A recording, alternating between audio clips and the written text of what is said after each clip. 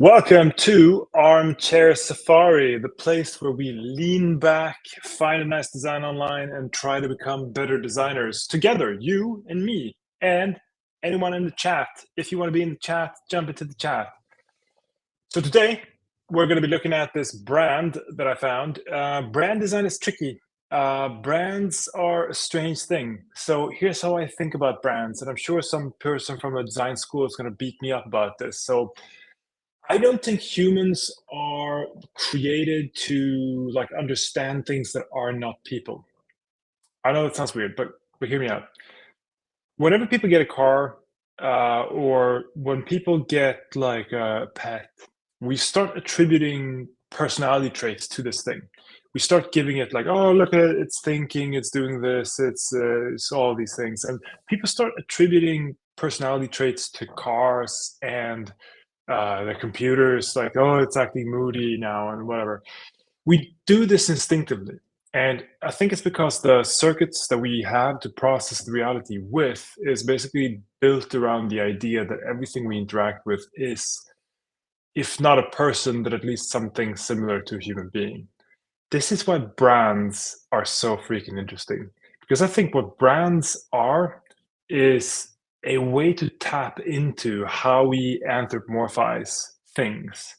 So we tend to attribute human values to brands. Stuff like trust, stuff like quality, stuff like, ooh, they always do XYZ. But of course, none of those things can be true for a brand because a brand is just a made up name of like a company or group of people doing something or whatever. So brands are super weird, man. Super weird.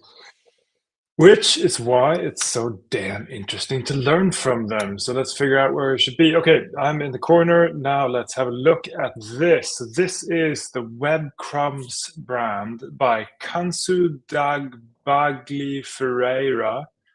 Jesus, I cannot pronounce that for the life of me. I think it's Spanish. It could be Italian. I'm not sure. Here's the link. Jose Pablo shared this. Jose doesn't actually seem like he's involved in Cansu, but he does design brands. So if you're into brands, go follow Jose. Uh, but here we go. So how we do this, how we learn from things online is the same thing every day. We have a look at a design and then we try to figure out what do we like about it, what do we not like about it, and is this good for the end user? And by going through these steps over and over again, we can sort of nail it, we can sort of boil down into the nitty-gritty details of like, oh, we like this because of that, or we hate it because of this.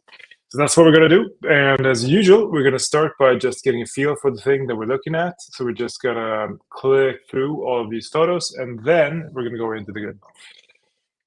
Starting now.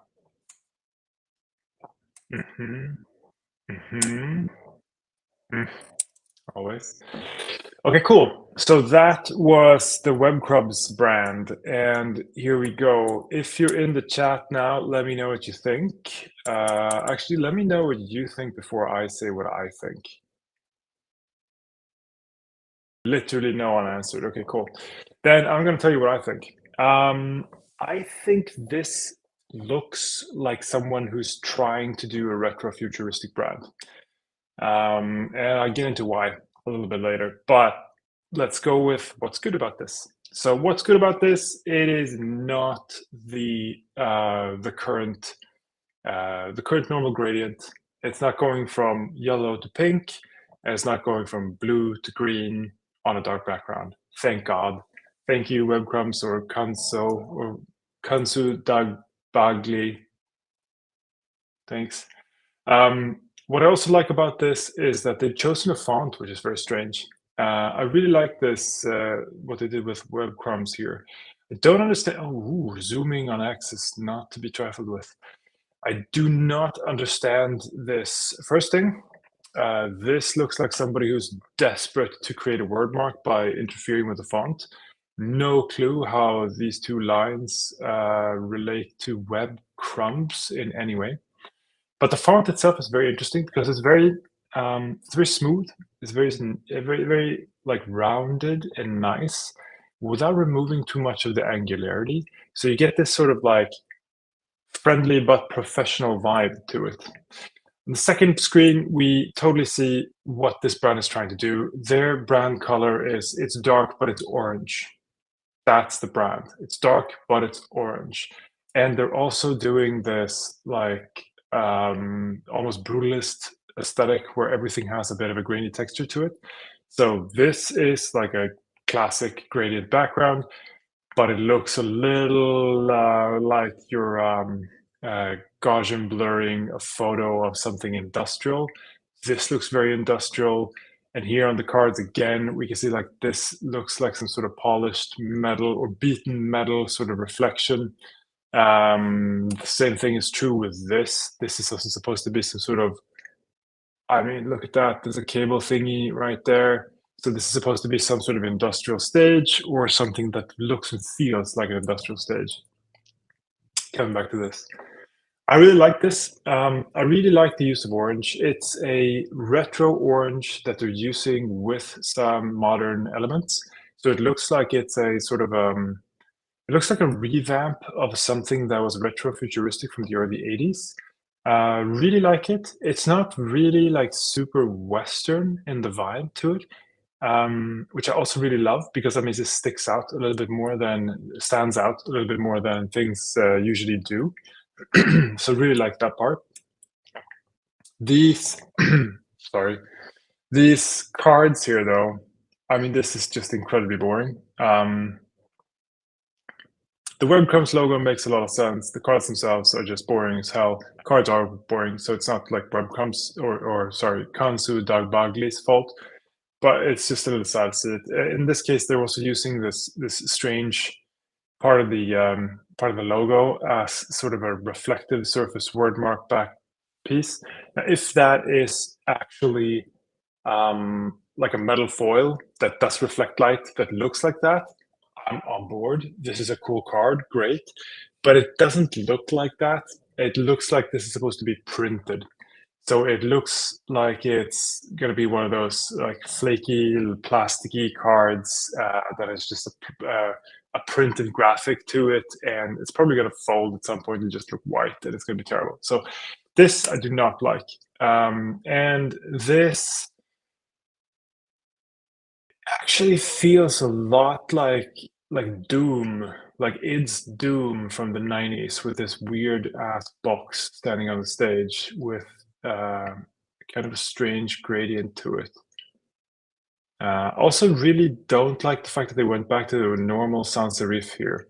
They had this really cool font establishing a brand, and then they went like, oh no, let's be modern, let's just use whatever open sans that everyone else is using all the time. Actually, same thing with the cards, right? They're not really reusing the. Oh no, no, no! Wait a minute! Wait a minute! This is not the same font as here, is it? Let's check it. D looks like that, and we have a D right here. Now it is the same font. It just looks a hell of a lot better when it's small.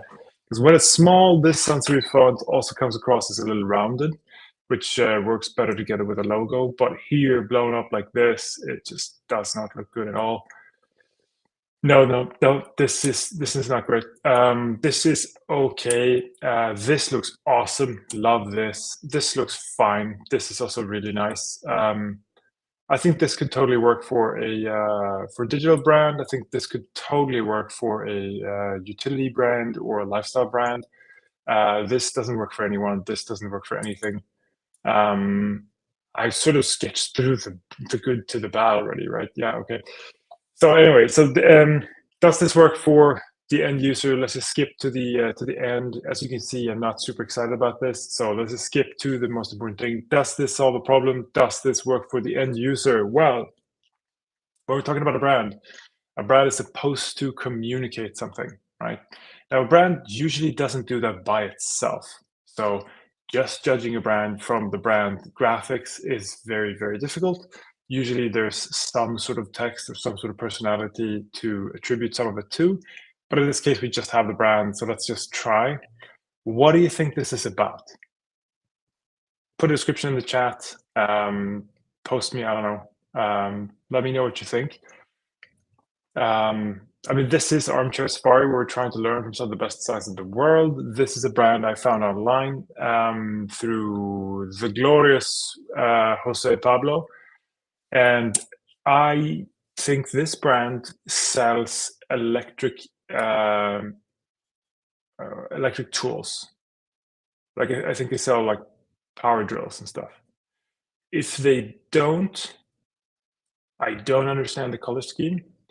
The name makes no sense from that regard. If this is what they sell, this just makes absolutely no sense. But neither does this funky W at the beginning of this.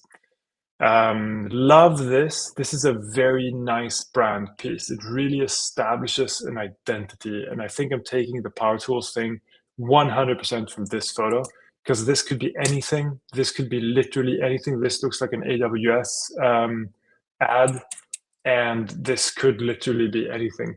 So I think, like, even if you kind of like the brand itself, even if you think it looks nice, I think it still fails to communicate, because there's no clarity in what it does, and there's no story to it in this presentation. So yeah, I'm gonna say no. This doesn't really work it doesn't really solve a problem. And with a little bit of more information, maybe it would work. But then again, why would it be presented this way if there was more to it?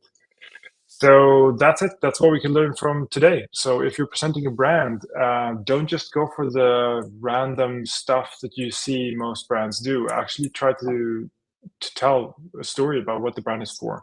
Because otherwise you might end up with a klutz like me, going through like an episode of Armchair Safari where we try to learn from the best designs in the world through what we can find online, and just totally bashing your brand because you just can't figure out what it's about.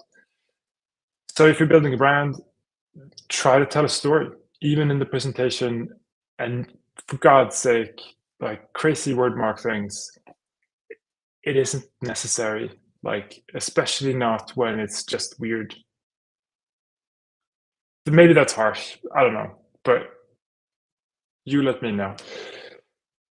Anyway, go follow Pablo if you want to learn more about brands. And as usual, I will be posting the original URL in the description or in the post below. Thank you so much. Tomorrow is Friday. Friday is always a fun day at Armchair Safari, where we look at something that is absolutely beautiful but maybe pointless. So if you have something fun, please share it with me, and I'll see you tomorrow. Bye bye.